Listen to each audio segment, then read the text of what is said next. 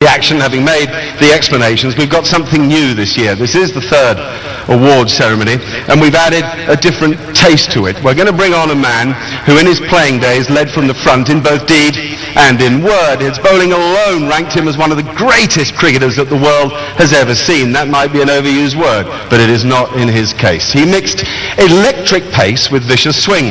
In addition, he was a batsman who mixed courage with thrilling stroke play. And if that wasn't enough, he was one of the country's greatest ever captains who led from the front. They won the World Cup, if you remember, when he told them to fight like cornered tigers. They did that in 1992. From cricket, he went into a career in politics and philanthropy, creating the first cancer hospital at home in Pakistan. With his vision on cricket, please welcome the incomparable Imran Khan.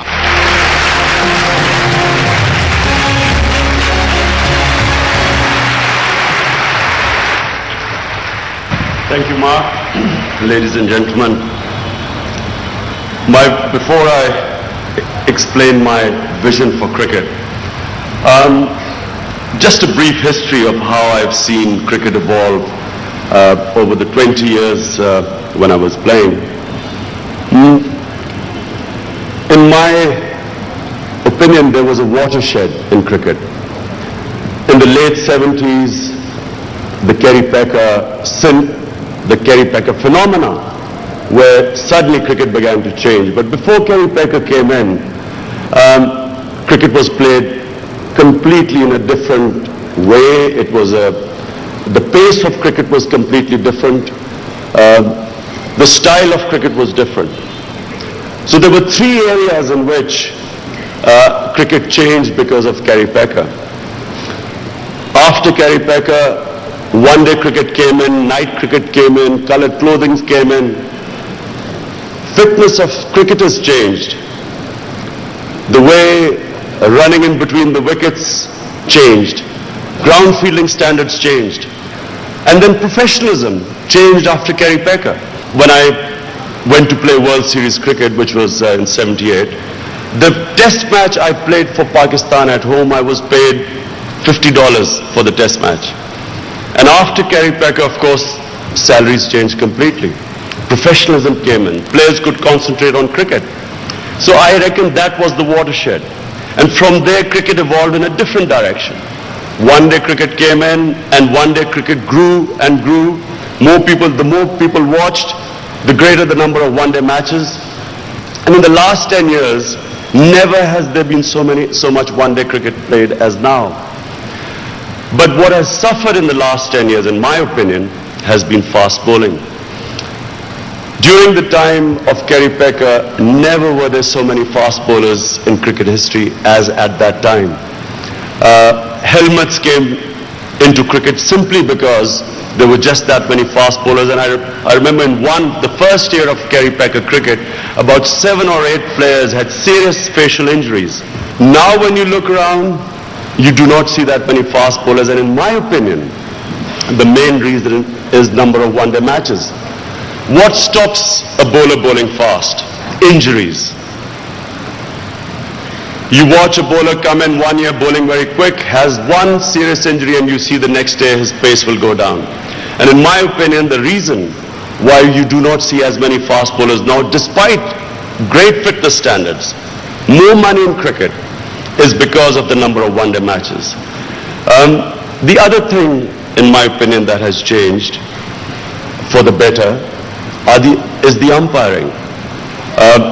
During my time in cricket, one of the greatest reasons of acrimony on the cricket field was umpiring. Whenever a home umpire made a mistake, the touring team usually thought it was bias. And I wouldn't go so far as to say that there was a lot of cheating, but I would certainly say that during my time, most of the umpires tended to be patriotic, especially on crucial occasions. And let me say that when Indo-Pakistan matches took place, the umpires were more patriotic than normal. So what has happened, the best thing in my opinion that happened was that you now have neutral umpires. And the standard of umpiring has improved. You can see on television I would like to see cricket spread to other countries. I think the 2020 format is a brilliant way of spreading countries to countries like United States, to China, because it is a very easy form of cricket for people to understand. The reason why cricket, I think, never went into other countries was because the 5-day format, which except for the last 20 years has always been the prevalent format, is impossible for novices to understand. Secondly, I would like to see more technology come into cricket. I think that the less the amount of human error, mistakes made by umpires, the fairer the decisions, the fairer the results. So I thought the ICC came up with a brilliant idea of the 3 appeals.